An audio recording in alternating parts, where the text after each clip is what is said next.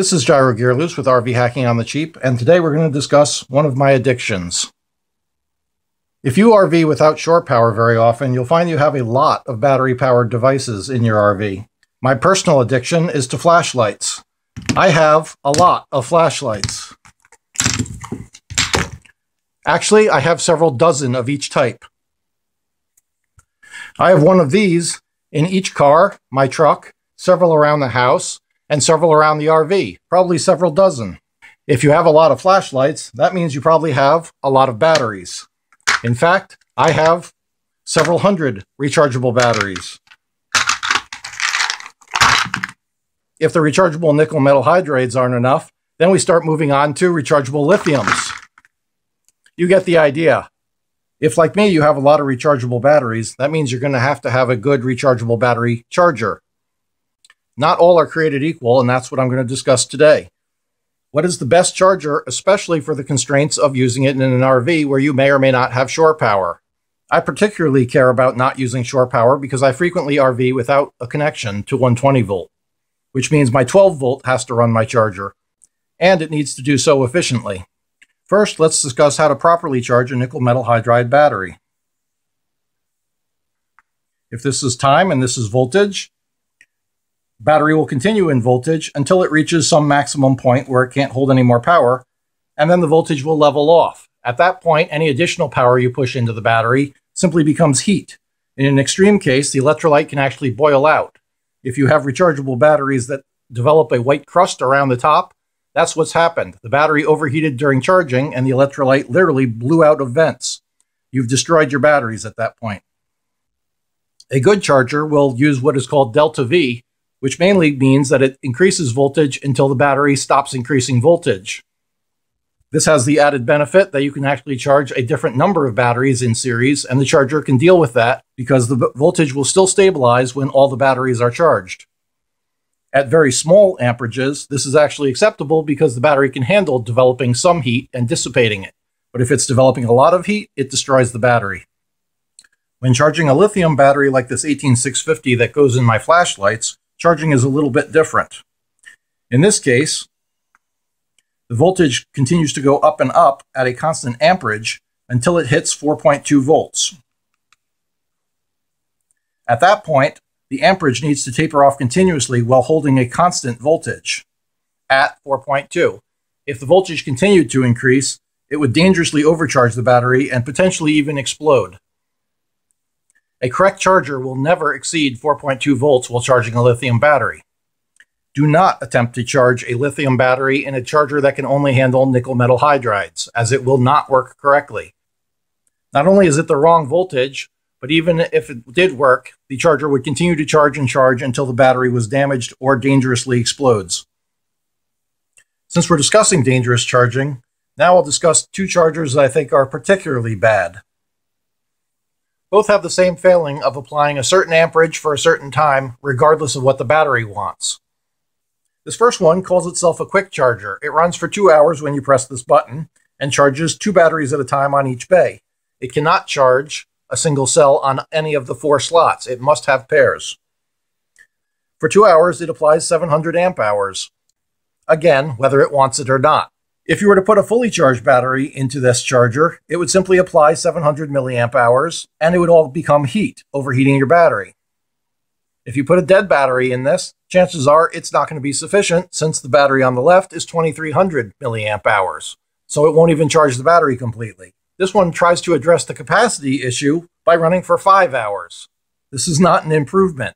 Once again, it simply applies the same amperage for 5 hours. Once again, overbaking your batteries if they don't want the charge.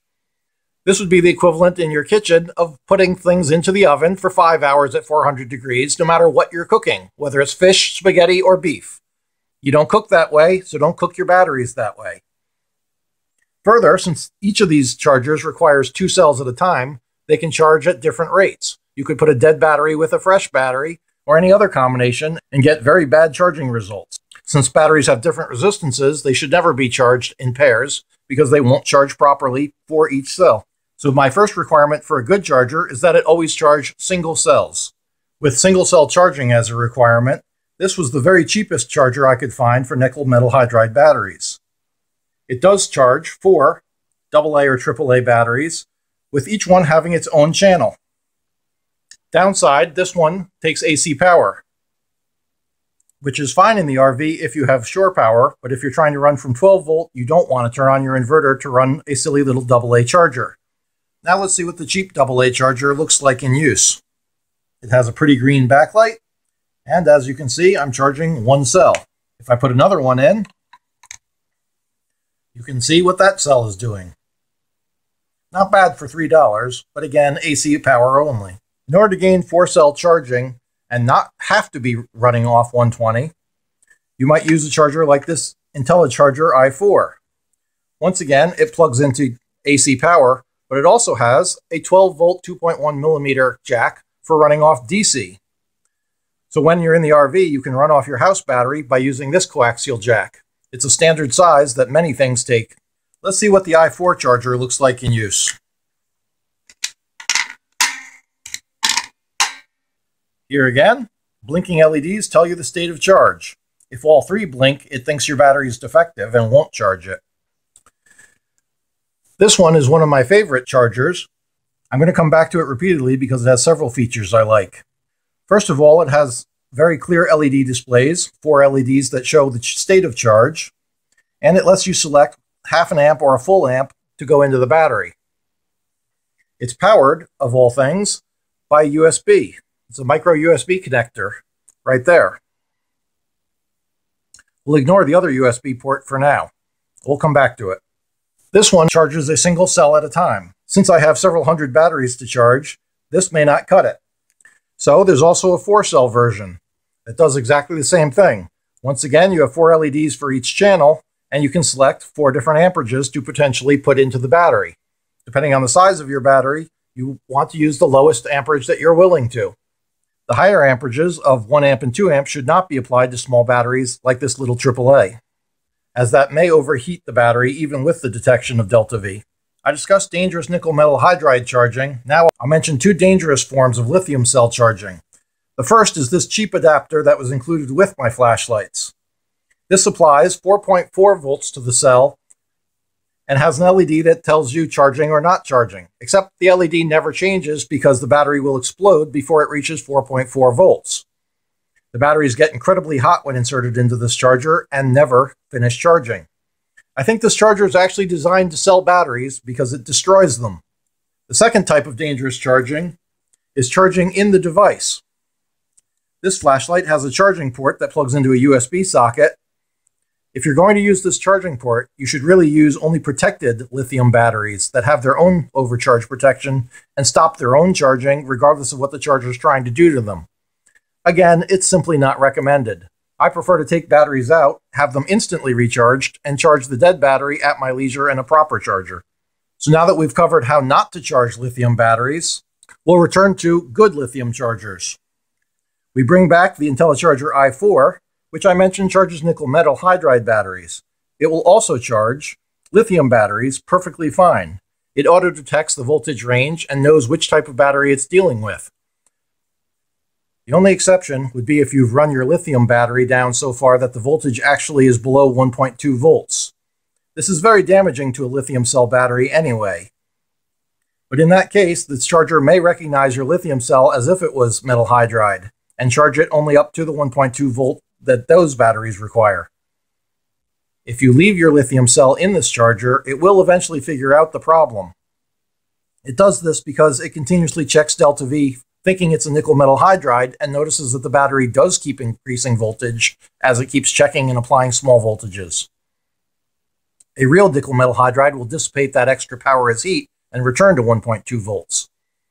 In this case, it will slowly creep up until it is in the proper lithium range, and once it hits about 2.8 volts, the charger recognizes its lithium and charges at full amperage again as if it was a properly discharged lithium battery. However, again, do not discharge your lithium cells this far as it destroys your batteries. Now we'll return to another of my favorite chargers, the little LiPO that does a single cell. Once again, it does nickel metal hydride batteries, but if you insert a lithium, it will automatically detect that.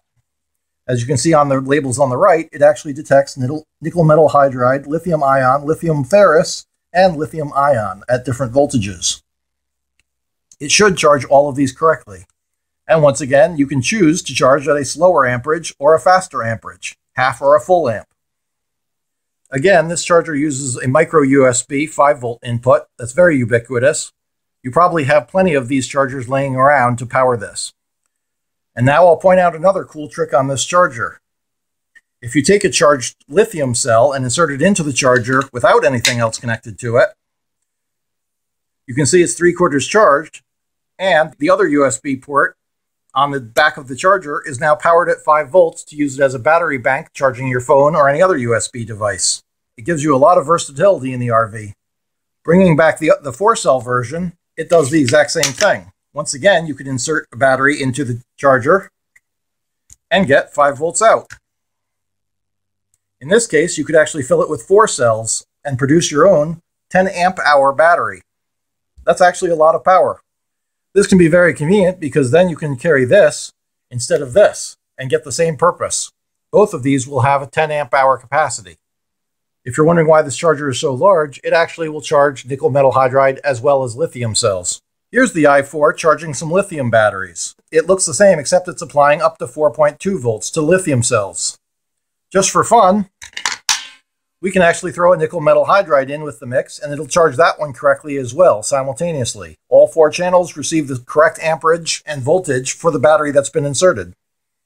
Oh, and in case you think I made a mistake, yes, these are 4.2 volt batteries in the size AA and the size AAA.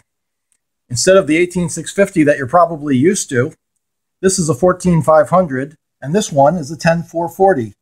This is a AA size battery and a AAA size battery, but again, these are 4.2 volt lithium batteries. Do not make the mistake and insert them into something that expects regular AA batteries. I use these in small flashlights that actually are tolerant of the 4.2 voltage, and in fact work even better on the added voltage and amperage. However, again, be very careful putting this size battery into anything that expects 1.5 volts maximum. Now let's see the LiPO charger running. This is clearly not the most efficient configuration, running it off a battery pack to charge a battery, but we'll ignore that. Here I have the charger plugged into USB power, and if I insert a battery to be charged, you can see that it's detecting this as a lithium-ion battery, 3.7 nominal. After a short detection, it begins charging.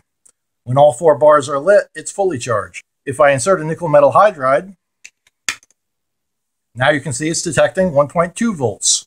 And after that short detection, it will begin charging this one as well. If I wanted to, I can change the amperage of charge by pressing and holding the button. Now it's charging at 1 amp.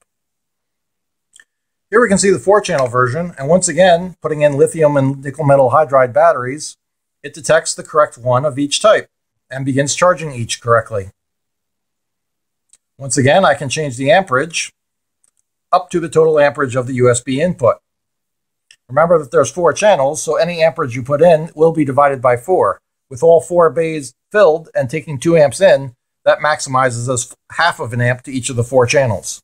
When you're only charging 1, you can sock the full 2 amps into 1 channel. The charger will automatically warn you of this by turning down the available amperages. Finally, we have my favorite charger of all. This is the VeriCore V40. This charger charges nickel metal hydride, lithium batteries, has a similar 5-volt USB output as the LiPO chargers, and takes 12 volts in. And it's available with a 12-volt adapter if you want to run it off 120 volt. Or you can once again plug in the 2.1 millimeter plug directly to 12 volts. So why is this my favorite charger? Well, it has the shiny screen, but it also has multiple functions. Not only is it a charger, but it's also a battery analyzer. By default, when you insert a battery, it will instantly tell you the current voltage, whether it's charging, how long it's been charging, the internal resistance, which tells you whether your battery is going defective or is already defective, and the total amp hours that have been absorbed by the battery. Once again, you can adjust the current from 500 milliamps, 700, 1 full amp, or down to 300 milliamps for smaller batteries. By default, it will charge, as you see flashing here, but you can also select a fast test mode or a normal test mode. What's the difference? Charge instantly charges from whatever state of charge it has up to full charge. Fast test will discharge from whatever the current state of charge is down to empty, and then recharge it in full, measuring the total capacity that is discharged. It does not measure the recharge voltage because that doesn't really matter.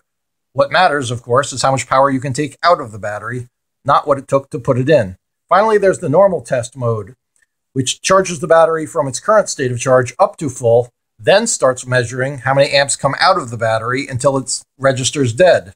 Then it recharges it again at the end. Once again, you can freely mix NiCad, nickel metal hydride, and lithium batteries in the charger.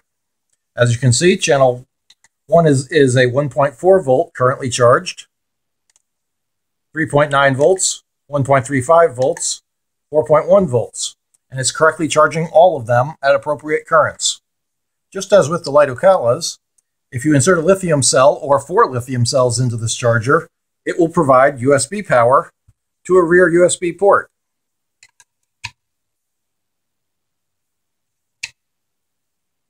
This has been GyroGearloose with RV Hacking on the Cheap. I hope this presentation has been helpful to you.